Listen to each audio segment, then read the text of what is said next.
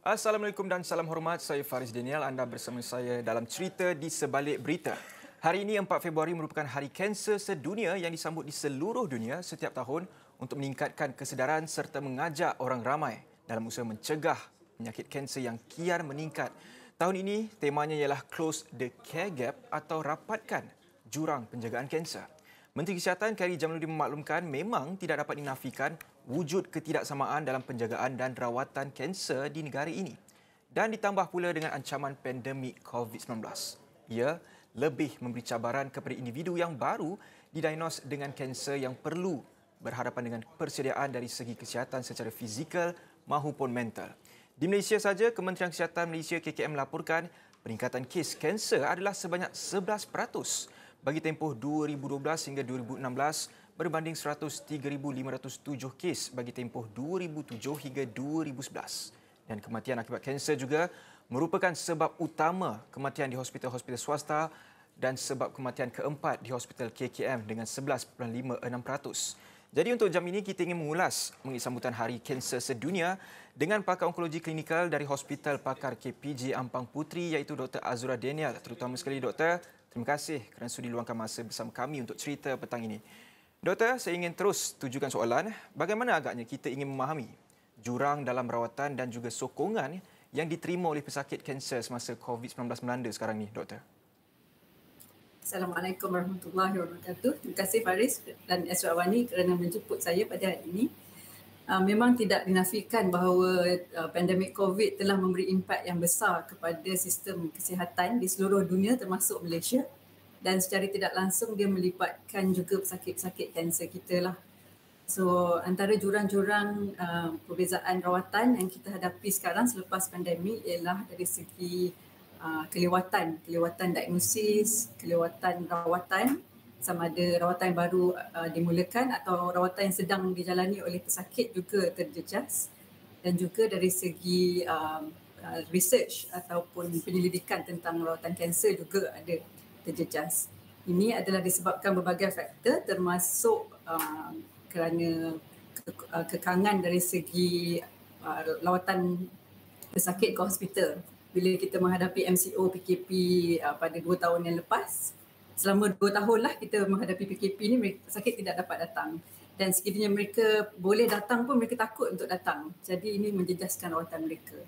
Dan juga dari segi kekangan hospital. Di hospital, hospital dibanjiri oleh pesakit-pesakit COVID dan terpaksa merawat mereka, yang pesakit-pesakit yang tidak menghadapi COVID ni terdapat sama kelewatan lah dari segi rawatan mereka. Itulah jurang-jurang yang berlaku. Sekarang ni dah masuk tahun ketiga yang doktor kita berdepan dengan ancaman pandemik COVID-19. Jadi bagi doktor sendiri, sejauh mana agaknya pesakit kanser ini mereka teruskan dengan proses pemulihan ataupun rawatan mereka sekarang ni, doktor?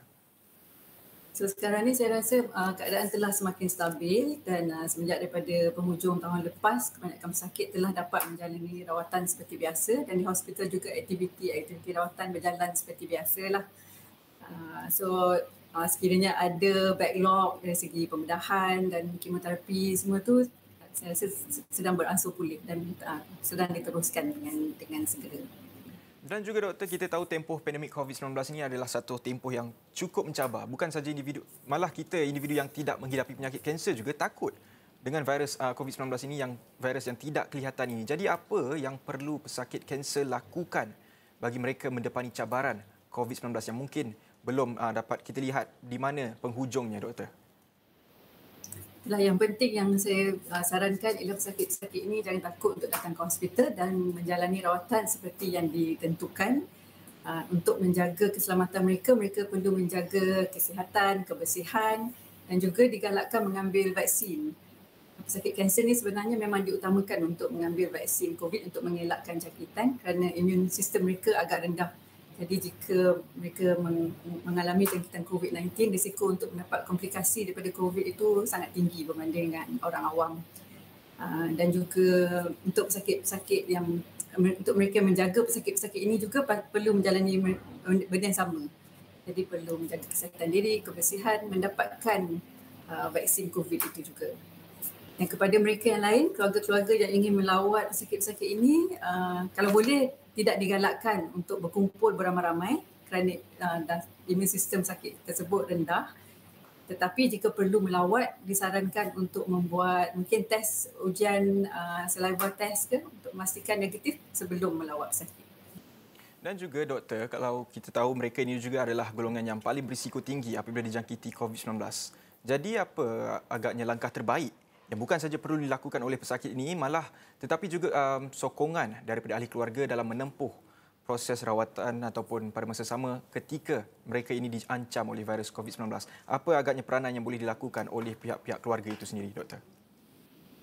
Jadi pihak keluarga kena memastikan mereka datang ke hospital dan mengambil langkah-langkah SOP untuk mengelakkan jangkitan itu daripada berlaku. Dan juga doktor, kalau kita lihat kepada data ataupun laporan bahawa jumlah pesakit baru kanser di Malaysia ini dijangka meningkat lebih 66,000 orang setiap tahun menjelang 2030 berbanding 49,000 tahun lalu. Dan susulan pesakit yang masih memilih rawatan tradisional ataupun alternatif, bagaimana agaknya isu ini boleh kita selesaikan kerana mereka ramai lagi yang memilih rawatan alternatif berbanding rawatan-rawatan yang ditetapkan oleh Kementerian Kesihatan Malaysia. Apa agaknya kenapa berlakunya begini dan bagaimana isu ini boleh diselesaikan, doktor? Sebenarnya rawatan alternatif ini ialah sesuatu yang memang adat masyarakat Malaysia lah, I would say.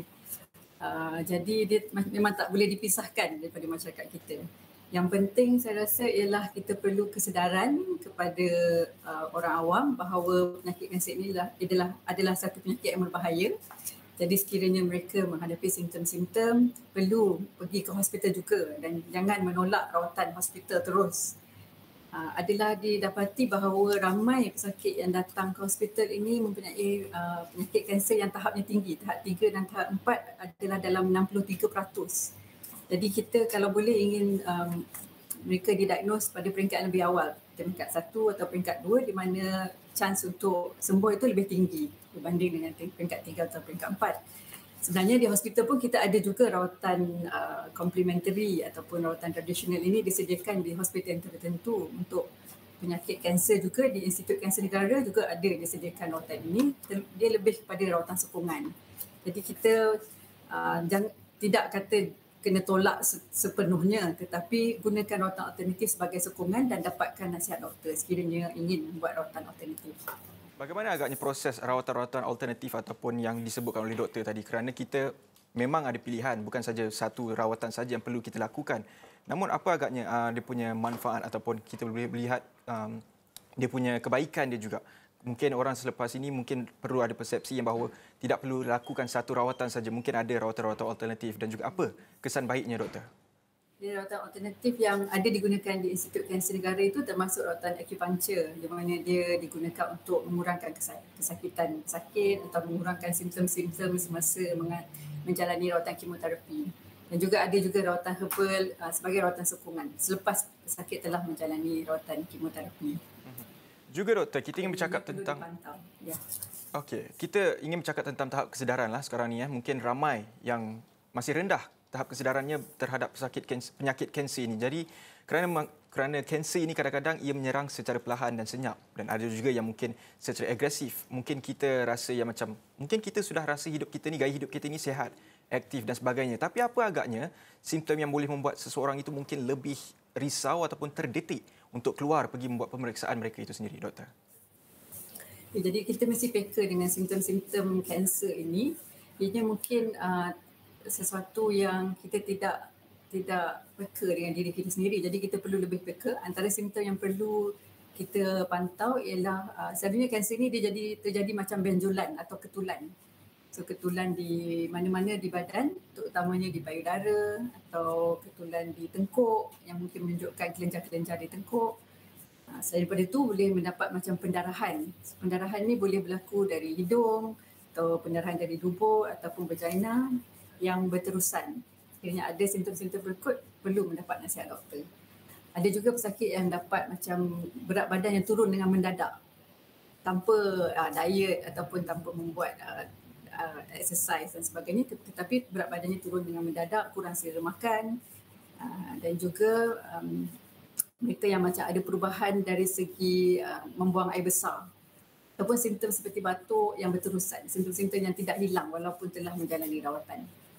Juga mungkin disebut tadi batuk dan juga hilang selera makan. Mungkin ramai yang melihat bahawa itu mungkin yalah tak ada selera, mungkin biasa je kan. Jadi doktor mungkin boleh ulaskan berapa lama tempoh agaknya benda tu dan berapa teruk tahap dia tu sebenarnya doktor? Sebenarnya kalau macam batuk tu, kita batuk disebabkan jangkitan kuman ke, biasanya seminggu, 2 minggu. Dia sepatutnya tidak berterusan lebih daripada sebulan lah. Jadi kalau lebih daripada itu perlu mungkin mendapatkan nasihat doktor. Kurang selera makan ni kerana susah sikit. Tapi pesakit kanser selalunya dia kurang selera makan dan berat badannya turun dengan mendadak. Jadi combination dua simptom-simptom itu adalah agak bahaya. Dan juga Dr. Azura, terakhir sekali mungkin apa agaknya kesilapan yang boleh kita ambil iktibar daripada pesakit-pesakit kanser yang mungkin mereka sebelum ini lambat kesan mereka itu telah menghidapi penyakit kanser. Jadi apa agaknya kesilapan yang telah mereka lakukan dan juga yang boleh diambil iktibar oleh kita yang mungkin tak tahu mungkin kita ada penyakit kanser ke dan sebagainya, doktor? Saya rasa kebanyakannya adalah rasa takut untuk diagnose satu, rasa takut untuk menjalani rawatan. So sekiranya mereka mendengar perkataan kemoterapi, perkataan radioterapi, mereka semua terus pergi ke rawatan alternatif kerana takut untuk menjalani rawatan tersebut. Tetapi sebenarnya ramai pesakit-pesakit saya yang dulu pernah menolak kemoterapi dan sekarang menjalani kemoterapi, mereka mendapati bahawa actually kemoterapi zaman sekarang tak seteruk kemoterapi yang dahulu. Dan simptom untuk kesan sampingan daripada rawatan-rawatan tersebut sebenarnya adalah agak minimal. Jadi hilangkan rasa takut tersebut dan datang untuk buat rawatan. Hilangkan rasa takut. Itu yang paling penting untuk kita rapatkan jurang penjagaan kanser di Malaysia ini. Baik, terima kasih Dr. Azura Danial. Beliau merupakan pakar onkologi klinikal daripada Hospital Pakar KPJ Ampang Puteri yang menceritakan apa yang boleh digambarkan tentang situasi kanser menjelang suatu hari kanser sedunia yang disambut oleh kita di seluruh dunia pada 4 Februari setiap tahun. Saya kira itu saja untuk segmen pertama. Kita berehat seketika, kembali selepas ini.